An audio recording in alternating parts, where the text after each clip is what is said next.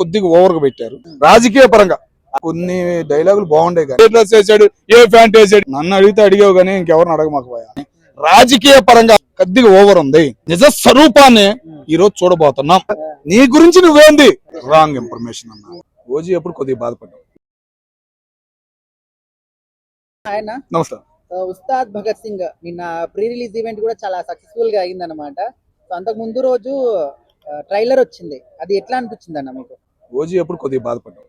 Trailer గానీ మిగతా విషయాల్లో ఫంక్షన్ల విషయంలో గానీ చాలా బాధపడ్డావు.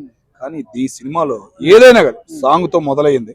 ఒక ఉత్సాహం అనేది పవన్ కళ్యాణ్ ఫ్యాన్స్ కాకుండా రాజకీయ పరంగా ఆయన ప్రేమించే ఫ్యాన్స్ కూడా ఈ రోజు ఒక హ్యాపీనెస్ పవన్ కళ్యాణ్ గారు కలిగించారు. అంటే బయటనే మీరు చెప్పిన దానికి ఆపోజిట్ గా అనిపిస్తుంది అన్న. ఓజీకి అంత హైప్ ఈ సినిమాకి లేదని చెప్పి రాంగ్ ఇన్ఫర్మేషన్ అన్న. కాలర్ డైలాగుతో నీ లైక్ నువ్వే కొట్టుకోవా, పక్కడు కొట్టేదేంది నీకు? నీ గురించి నువ్వేంది తెలుసుకో, బయటికి రా, నీలో ఉన్న టాలెంట్ ఎంత చూపి. ఈ సినిమాతో ఇంకా ఎంతో మంది టాలెంట్ ఉన్న వాళ్ళు బయటకు వస్తారు అన్న ఒక ఫీలింగ్ అయితే ఆ ట్రైలర్ తో నాకు అనిపించింది. అన్న ట్రైలర్ లో కూడా మంచి మంచి డైలాగ్స్ ఉన్నాయని చెప్పేసి అంటున్నారు. మీకు ఏదైనా ఒక డైలాగ్ గుర్తుందా? ఈ దేశ పౌరుడు బొట్టు పెట్టుకుంటే ఎట్లుంటో చూస్తావా అన్నట్టు అట్లా కొన్ని డైలాగులు బాగుండే కానీ పరంగా ఏంటంటే ప్రతి డైలాగ్ కి ఒక అర్థం ఉంది.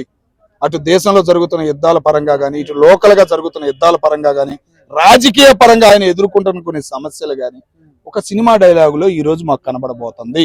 2 సంవత్సరాలు కాముకున్న పవన్ కళ్యాణ్ గారి నిజ రూపం, నిజ స్వరూపాన్ని ఈ రోజు చూడబోతున్నాం అన్న ఫీలింగ్ ఆ పేరుకు తగ్గట్టు సినిమాలో పవన్ కళ్యాణ్ గారికి సెట్ అయ్యింది అన్న హ్యాపీనెస్ అయితే నాకు కలిగింది. ఇప్పుడు ట్రైలర్ చూస్తే ఆల్మోస్ట్ సినిమా స్టోరీ ఏంటనేది అర్థమైందని చాలా మంది అంటారు కదా.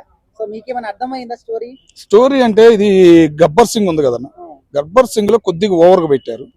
కానీ కథ ఏంటంటే అటు తన్నుడు కాదు, ఇటు బాధుడు కాదు, రెండు కలిపి కొట్టాడు అన్న హ్యాపీనెస్ అయితే అనిపించింది అన్న ట్రైలర్.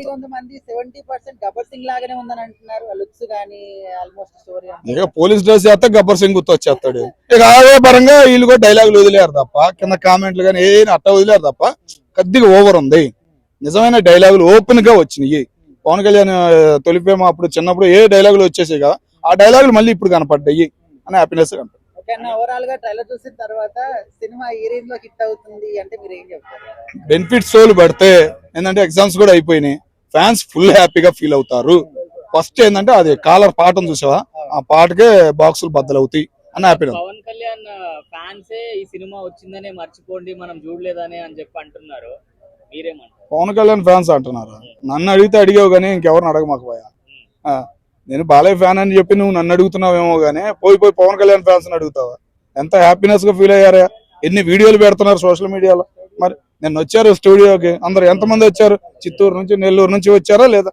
మరి ఆ హ్యాపీనెస్ తో వచ్చారు, అదే హ్యాపీనెస్ లో ఉండారు. కాల సాంగ్ అనేది తిప్పేసింది పవన్ కళ్యాణ్ ఫ్యాన్స్ కి. రేపు సినిమా కోసం ఎదురు చూస్తున్నారు. రేట్లు పెంచినా ఏం చేసినా తగ్గేదే లేదు, బెనిఫిట్ షో వేయాలి, చూడాలి అని రందిలో ఉండారు వాళ్ళు. అంటే ఈ సినిమా భీమ్లా నాయక్ లో కొన్ని క్లిప్స్ మిగిలిపోతే అవి యాడ్ చేశారని చెప్పి ట్రోల్ చేస్తున్నారు, మీరేమంటారు? భీమ్లా నాయక్ లో మిస్ అయిపోతే దీనిలో ట్రోల్ చేస్తున్నారా? ఎవడయ్యా అందా?